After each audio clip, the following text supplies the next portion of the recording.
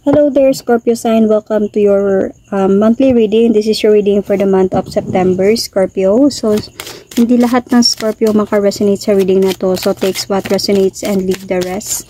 Okay, so, cross-watchers ng Scorpio, pwedeng kayo to at hindi sila Scorpio sign. So, put yourself in a situation kung saan kayo naka-resonate, Scorpio. Sa mga Scorpio dyan na hindi naka-resonate sa reading na to, please to check your other placement, your sun, your moon, your rising, your Venus sign. Okay? Kahit naka-resonate pa kayo, please still do watch your other placement signs kasi pwedeng mag-connect doon. However, maka-resonate pa rin kayo. So, let's see this Angel Romance Oracle card. Separation. Ouch. Time apart from your partner is on the horizon. So, obviously, anong ibig sabihin nun? Malapit na kayo maghihiwalay. Okay. Let's see what is happening right now, Scorpio.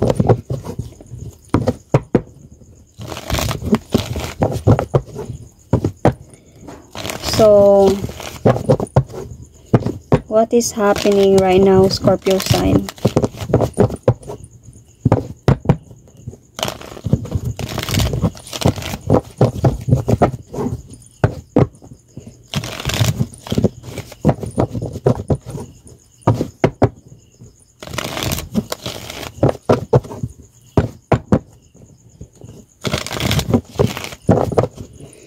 Okay, what is happening right now sa mga Scorpio sign?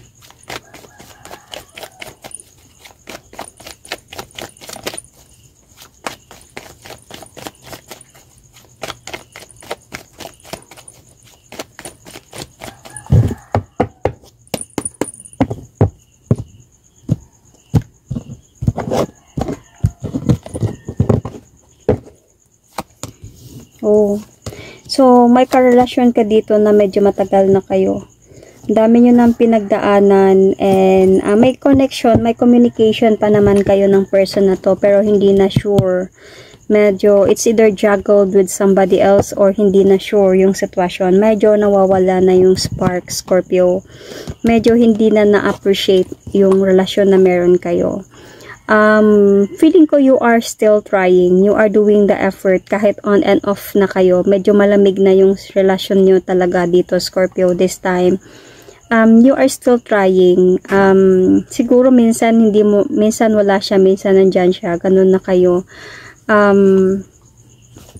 Pero pinipilit mo pa din na maging okay kayo kasi nag-e-effort ka pa talaga dito na ayusin. Pero nag-iisip ka na talaga na what if I were going to give up? Parang ganon. Sa dami nyo ng pinagdaanan, hindi na talaga sure. Yung sitwasyon, may mga tinatago na, siguro naging easy-go-lucky na si person.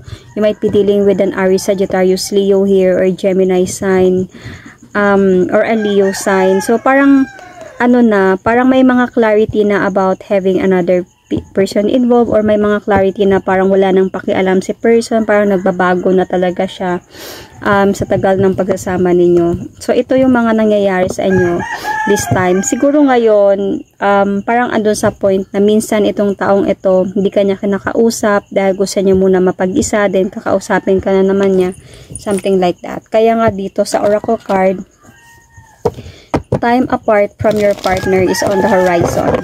So, don't mind the ingay sa labas. Anyway, ano ba yung nangyari? Let's see what happened.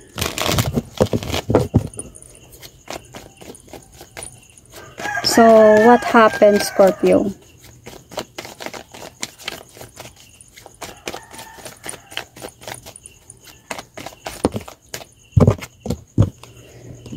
Okay.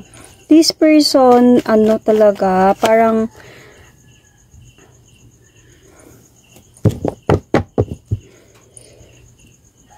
itong person mo, parang andun siya sa point na nagiging na siya, nagbago talaga siya dito. Pero hindi niya yung pinapikita sa ibang tao. This might be a matured one, this might be your husband or your something like that, okay? Pero or just meron talaga siya, mataas yung tingin niya sa sarili niya. Yung pinapakita niya sa tao dito, parang okay lang kayo. Okay? Wala siyang ginagawang kasalanan kasi mataas siya, ma-pride siya eh. And feeling ko dito in the past sa nangyari, naging imbalance yung relasyon na ninyo in the past pa lang.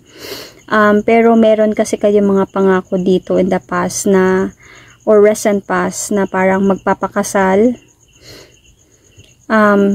You want a changes with this person or gusto mong magbago talaga siya.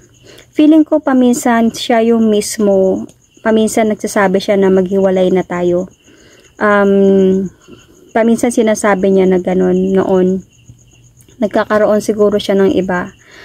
Pero ikaw yung parang gusto mo pa din ng new beginning with this person. Nagpapakatanggap ka pa din before. Siguro kung mag-asawa kayo nito, parang ando siya sa point na wala siyang choice, ka lang ang kanyang pakisamahan kahit may iba na siya. Parang ganun. Kasi ang dami nyo ng pinagdaanan, pwede ang tagal na ninyo ng person na to, Scorpio. And until now, meron pa naman kayong communication pero laglag na talaga. Konti na lang, wasak na kayo. So, palagi kayo nag-aaway ng taong ito. Palagi kayo nag-aaway and parang andun sa point na may mga pangako na napapako talaga sa taong ito. Paminsan nagkakaroon talaga siya ng iba dito. And to the point na you are remaining calm and balanced sa pagsasama ninyong dalawa. So, pwedeng this is a reading para sa mga asawa nila to siguro kasi you did not give up. Parang tinatry mo pa din ayusin kahit papano. Nagpapasensya ka dito kahit mismo siya na mismo paminsan na umiiwas or mismo siya na nagkakamali or nagpuputol ng relasyon ninyo. Nagpapakatanga pa din dahil yun nga, gusto mo pa din maayos kayo. Gusto mo ma-save yung relationship ninyo kahit na hindi ka na sure. Ibig sabihin baka may ano na dito. May commitment, may marriage, or may live-in, may responsibility, something like that. So, ano yung feeling ni person sa'yo, Scorpio?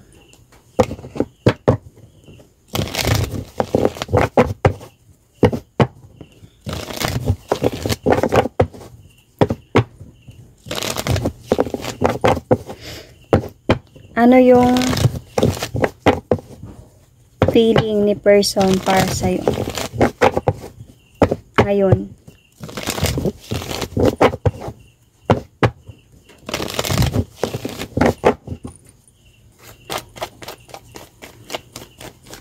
Ano yung feeling ni person para sa'yo ngayon?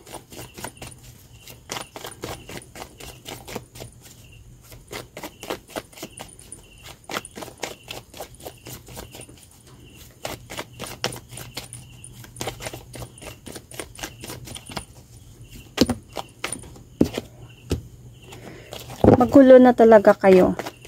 Yun yung feeling niya para sa'yo, sa relasyon ninyo. Imbalance na masyado. And siya mismo feeling niya, gusto niya na talaga umalis dito emotionally sa relasyon ninyo or sa pagsasama ninyong dalawa. Bigat na siyang pasanin yung problema na meron kayo. Yun yung feeling niya dito.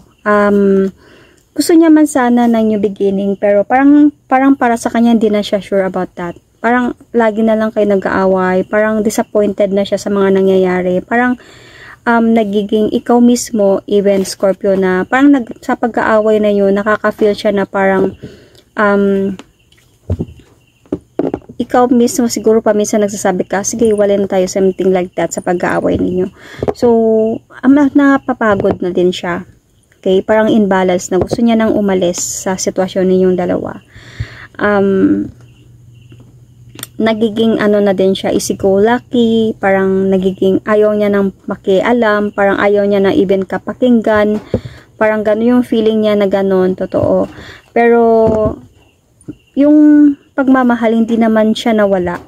Pero, yung pagod nandito, magulo, pagod, imbalance, parang gusto niya magpahinga sa sitwasyon na meron kayo. So, let's see about your feelings.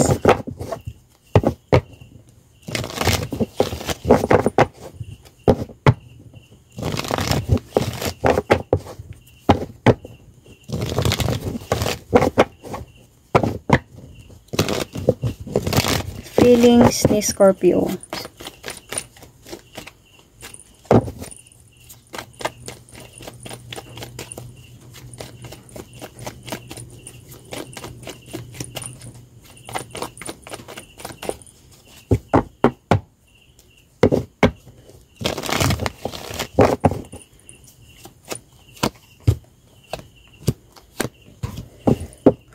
Scorpio, gusto mo pa din talaga na magkabalikan kayong dalawa at magkaayos. You are manifesting this person to come back to you, to magbago siya. Yun yung gusto mo pa din talaga. You are still on the plan na meron kayong dalawa. Mahal mo pa rin talaga itong person na to. So you are someone na Scorpio na it's hard to let go. Kasi ganun naman talaga yung Scorpio pag nagmahal. Pero ang problema kasi dito, Scorpio are a bit controlling, a bit needy, a bit clingy, possessive pag magmahal. So, mapagmasid, something like that. Kaya nga nalalaman agad ni Scorpio pag nagkakasala yung partner nila kasi they are detective talaga. So, ganun ka at napapagod siya sa'yo ng ganun. Kasi sobra mo lang din naman siyang mahal talaga. Gusto mo na talaga na maging masaya na talaga kayo kasi hindi na nagiging masaya yung relasyon ninyo or yung pagsasama ninyo. Sometimes nakakapag-isip ka din dito na gusto mo na din ng pagbabago, gusto mo na din ng mag-move on, gusto mo din maging practical, kung sakali man, pero nananaig pa din talaga yung pagmamahal mo sa taong ito. So, you might be dealing here with the Gemini or Virgo sign, Capricorn, Libra, Gemini, Aquarius, as I said, Cancer, Scorpio, Pisces. Okay, you might have a Libra, Gemini, Aquarius as well in your chart. Anyway, so what will going to happen this month of September?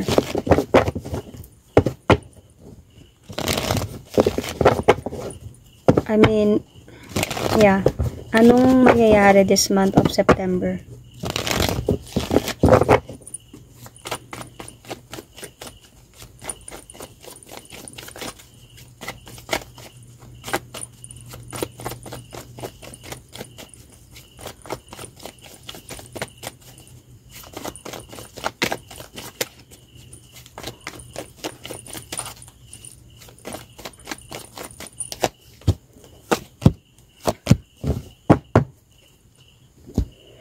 Okay, Scorpio, nakita ko this month of September. Magiging maayos naman kayo. This month of September, pwedeng magkakaayos kayo ng person na to. Mag-o-offer pa din siya sa'yo ng new beginning. Kasi nagmahalan naman talaga kayo eh. Sino lang, gumulo lang talaga yung sitwasyon ninyo. Lalo na sa hindi nyo pagkakaintindihan na dalawa. Pero nakita ko naman dito na this person will going to parang give judgment sa mga nangyari. At ayusin yung mga dapat ayusin. So, pwedeng magkakaayos kayo this September, Scorpio. Kasi, feeling ko babalik siya sa'yo na to promise you na hindi na naayusin nyo na talaga yung pagsasama ninyong dalawa. See? Siguro hindi naging malungkot din siya at parang nandun sa point na sleepless night ang meron sa inyong dalawa sa hindi nyo pagkakaunawaan. Andun din sa point na somehow feeling ko dito nagkaroon ka din ng decision na parang I wanted to heal from this situation. Gusto ko na maging practical this time. Parang if this person will come back to you this month of September, makakaramdam ka dito ng this time hindi na ako magiging katulad ng dati. Ikokontrol ko na yung sarili ko at magiging practical na ako. Whatever will happen will going to happen. Parang ganun. I will going to enjoy my life. Hindi na ako sobrang magpo-focus sa sitwasyon or sa pagsasama namin. So, medyo may mga ganun kang iisipin this month of September, Scorpio. Pero magiging maayos kayo. And you will still going to receive this person back. Magkakaayos kayo. Pero, yun nga parang nagkakaroon ka na ng mindset. Okay? Baka siguro ganun yung way na siguro Kasi dito sa karma card, magkakaroon kayo dito ng conversation eh. Siguro i-open niya sa'yo kung bakit ganun. So, ma-open mo din sa kanya to this September. Kaya, magkakaroon sa'yo ng realization or mindset na kailangan hindi na ako masyadong magselos, masyadong magganon.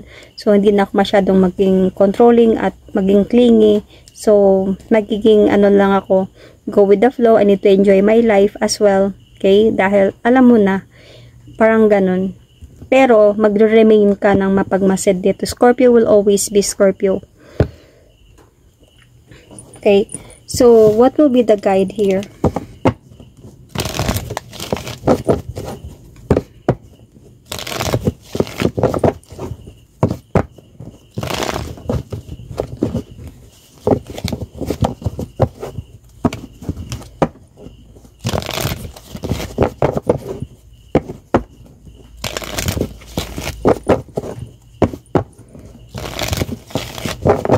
Ano yung magiging guide this September para sa mga Scorpio sign?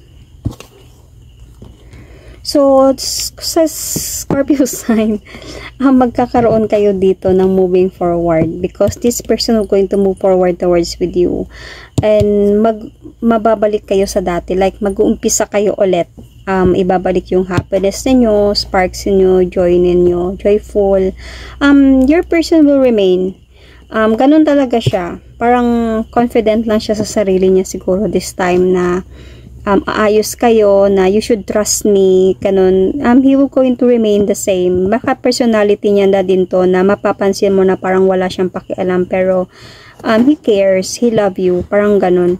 So, may mga bagay pa din na mangyayaring fear, may, alam mo, pag once personality na talaga. So, may mga ano pa din talaga dito, like, babalik pa din kayo sa dati. Like, magkakaroon din ng parang hindi mo ma-appreciate, parang hindi mo ma-feel, parang magkakaroon na din naman sa'yo dito ng jealousy or makakaisip ka na naman dito ng anything. See, mag-i-study ka na naman dito what is happening because of your person being like this. Parang feeling niya sa umpisa okay, then parang dahan-dahan magbabago. Dahan-dahan na hindi nawawala na naman yung time para sa akin, nawawala na naman yung something like that. So, may mangyayaring ganun pa din sa inyo. So, this could be not a so much happy ending. Pero ang ano kasi dito, Scorpio, kailangan mo talaga maging practical. If your person is really like this, ganun talaga siya. Siya yung taong hindi marunong mag-commit talaga ng to promise you. Like, sa umpisa lang siya maayos, pero nagbabago talaga siya. Like, kung mahal ka niya, pero alam mo yung mga plano niya, sa umpisa lang niya yung naiisip. Pero the time goes, nagbabago din yun. Parang hindi niya na yun naiisip na tutuparin. Unlike the other sign, especially earth sign, pag goal talaga. Para sa ganitong klaseng personality, nagbabago siya talaga. So, dito ka parang naano mo na, parang hindi ko na-appreciate na naman tong tao. Kala ko ba nagbago na? Kala ko ba ano na? Bakit ganito? Parang iba na naman. Pero, ang maganda dito sa inyo, yung intimacy ninyo hindi mawawala. So, doon kayo nagko-connect na dalawa. So, this is your guide, okay? So, the relationship will go on, pero magiging ano ka dito, mapagmased. Magiging high priestess ka dito. Mapag-alam. Magiging ano ka dito, detective sa mga mangyayari. So, mag-i-spy ka kung meron ba or wala ba. So, on your own, actually. Kasi makakaramdam ka na naman ng pagbabago sa taong ito. But anyways, just be practical, okay? Kung may pagbabago man yung person mo, as long as nag-e-effort naman siya para sa'yo, as long as nakikita mo naman na nandyan siya para sa'yo, intindihin mo lang siya, remind mo lang siya ulit. Kasi itong mga taong ganito, kailangan nila din paminsan ng reminder eh. Kasi sila yung mamalikot na tao. sila yung may free spirit, that they're everywhere, they have a lot of friends, they have things to do, masyado silang maraming iniisip, hindi katulad sa mga earth signs na go for the goals talaga. So paminsan kailangan mo din silang sabihan, ano pa, okay pa ba yung goals natin or what, parang ganun, kasi sila kasi yung mga tao na kung kung mangyayari then okay, kung hindi, wala tayong magagawa, hanap tayo ng ibang way, parang ganun.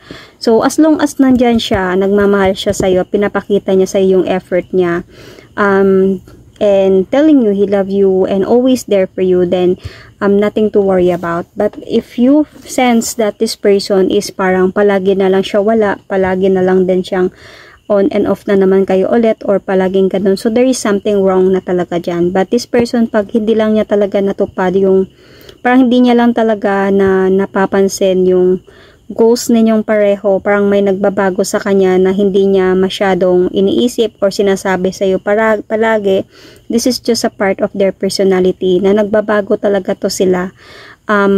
Sa una lang to sila magaling magsalita, pero somehow paminsan, the next step, iba na naman yung gusto nila.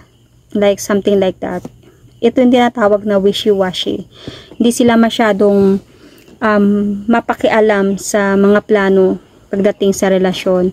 Kung basta gusto na lang niya, masaya lang kayo, masaya yung moment ninyong dalawa, okay kayo, okay na din sila. But nothing to worry about. Para sa kanila yun, wala lang yun. Okay? So, ganun. Kaya si Scorpio kasi hindi sila talaga totally into fire signs, kasi Scorpio, deep sila magmahal. Mahirap kasi sobrang may selos talaga kay Scorpio. May possessiveness. Nakokontrol nila yung isang tao and ayaw yun ng fire signs. So, yun. That is my reading for you, Scorpio. Thank you and God bless.